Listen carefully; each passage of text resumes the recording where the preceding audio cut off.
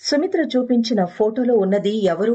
దాని గురించి చెప్పమని దీప అడగ్గా అందులో ఉన్నది కార్తీక్ అని, చిన్నప్పుడు వాణ్ణి అమ్మాయిలా తయారు చేసి కాంచన మురిసిపోయేదని చెబుతుంది సుమిత్ర.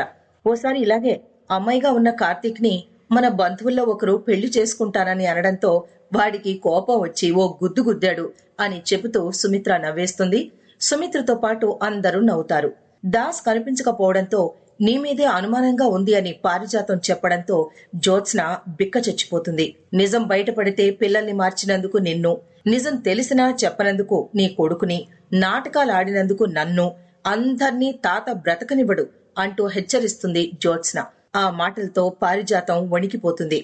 జ్యోత్స్న శాంపిల్స్ అత్త శాంపిల్స్ తో మ్యాచ్ కాకపోతే అసలు నిజం తెలిసిపోతుంది అని దీపతో కార్తీక్ అంటూ ఉండగా కాంచన వచ్చి ఏం నిజం అని అడుగుతుంది. దాంతో కార్తీక్ ఏదో చెప్పి కవర్ చేస్తాడు. సుమిత్ర డిన్నర్ చేసి టాబ్లెట్స్ వేసుకోకపోవడంతో జ్యోత్స్నపై శివనారాయణ మండిపడతాడు. సుమిత్ర బాగోగులు చూసుకోవాలంటే కాంచన ఇక్కడే ఉండాలని దశరథ చెప్పడంతో శివనారాయణ డైరెక్ట్ గా కార్తీక్ కి ఫోన్ చేసి రేపు అమ్మని తీసుకురా అని చెప్తాడు. అయితే పుట్టింటికి వెళ్లడం తనకిష్టం లేదని కాంచన అనడంతో దీప, కార్తీక్ షాక్ అవుతారు. ఇదంతా గత ఎపిసోడ్ లో హైలైట్ గా జరిగింది. మరి జనవరి 22వ తారీఖు 574వ ఎపిసోడ్ లో ఏం జరిగిందో చూద్దాం. ఉదయాన్నే సూర్య నమస్కారాలు చేస్తూ పారిజాతం ముఖాన్ని చూసి చిరాకు పడతాడు శివనారాయణ. ఇంతలో కార్తీక్, దీప, శౌర్య అక్కడికొస్తారు. మీరు ముగ్గురే వచ్చారు, మీ అమ్మెక్కడా అని పెద్దాయన అడగ్గా అమ్మకి ధైర్యం సరిపోవడం లేదు, ఇక్కడికి రాలేనని చెప్పింది అని అంటాడు కార్తీక్. జ్యోత్స్న కూడా ఇంతే, తనకి కూడా ధైర్యం సరిపోవడం లేదు, అందుకే గదిలో నుంచి బయటికే రావడం లేదు అని అంటుంది పారిజాతం. నేను రప్పిస్తాగా అని కార్తీక్ వెళ్లడంతో పారు షాక్ అవుతుంది. ఈ రోజు ఇంట్లో మనందరికీ విందు భోజనం ఏర్పాటు చేయండి అని దీపతో చెబుతాడు దశరథ. వదిన నా గురించి ఎంత బాధపడుతోందో ఏంటో అంటూ సుమిత్ర ఏడుస్తుంది. అది చూసి దశరథ, శివనారాయణ కూడా బాధపడతారు. ఇంట్లో నుంచి బయటికి రాకుండా ఇక్కడేం చేస్తున్నారు అని జ్యోత్స్నను అడుగుతాడు కార్తీక్. చిన్న పనుంది, బయటికి వెళ్ళాలి అని అంటుంది జ్యోత్స్న. యజమానులు బయటికి వెళ్లేటప్పుడు డ్రైవర్లు ఎదురు మాట్లాడకూడదు అని మండిపడుతుంది పారిజాతం. కార్తీక్ తో గొడవ పడుతూ ఉండగా దాస్ మ్యాటర్ గురించి పారు నోరు జారడంతో జ్యోత్స్న షాక్ అయిపోతుంది. మిమ్మల్ని బయటికి పంపిస్తాను అని కార్తీక్ అంటాడు. మన టైం బాగోకపోతే రహస్యాలు బయటపడిపోతాయి, అప్పుడే ఎవరు ఎలాంటి వారో తెలుస్తుంది అని అంటాడు. జ్యోత్స్న కోపంగా వెళ్లిపోతూ ఉండగా సుమిత్ర వచ్చి ఎక్కడికెళ్తున్నావు అని అడుగుతుంది. మనసు బాగోకపోతే నేనే తన స్నేహితురాల్ని కలవమని చెప్పాను అని సర్ది చెప్తుంది పారు. ఈ రోజు మన ఇంట్లో విందు భోజనం ఏర్పాటు చేస్తున్నాం, అందరం సరదాగా ఉందాం అని అంటుంది సుమిత్ర. ఏదో ఒక క్షణంలో నేను చనిపోతానేమోనని భయంగా ఉంది, ఎప్పుడు ఏం జరుగుతుందో ఎవరికి తెలుసు, అదే నాకు ఆఖరి క్షణం అనిపిస్తుంది. నేను కన్ను మూసే చివరి క్షణంలో నా కూతురు నా పక్కనే ఉండాలి అని సుమిత్ర అనడంతో దీప ఉక్కిరి బిక్కిరై కంటతడి పెడుతుంది. నీ కూతురు నీ కళ్ల ముందే ఉంటుంది అని అంటాడు కార్తీక్.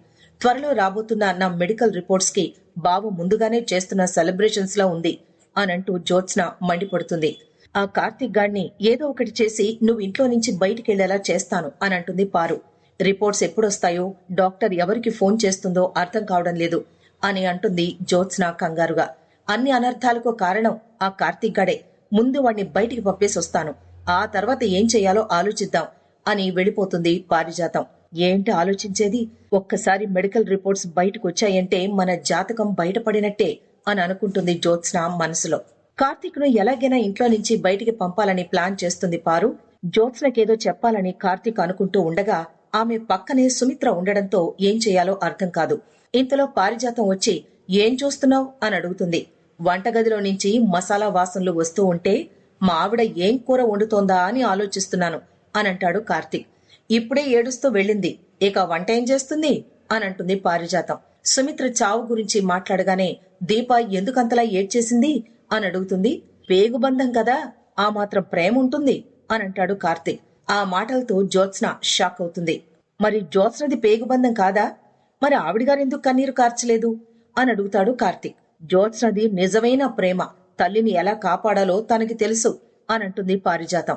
ఈ మాటలన్నీ విన్న దశరథ నువ్విలాగే ఉండు, మీ అత్తని నవ్వించు, ప్రేమించు, రక్షించు అనంటాడు. బిడ్డకు జన్మనివ్వడం అంటే ఆడదానికి చావుతో సమానం.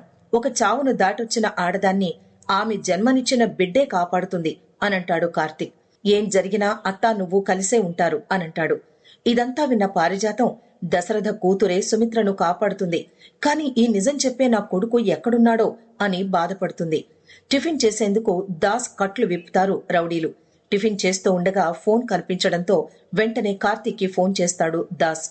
కాని ఇంతలోనే రౌడీలు రావడంతో ఫోన్ ని జేబులో పెట్టుకుంటాడు. ఇందులో ఫోన్ కనిపించకపోవడంతో ఆ రౌడీ అటు ఇటు తిరిగి దాస్ జేబులో నుంచి ఫోన్ లాక్కుని కార్తీక్ ఫోన్ చేస్తుండగా కట్ చేస్తాడు. ఇంతలో ఆ రౌడీ ముఖం మీద టిఫిన్ కొట్టి అక్కడి నుంచి తప్పించుకుంటాడు దాస్. అంతటితో ఎపిసోడ్ ముగుస్తుంది.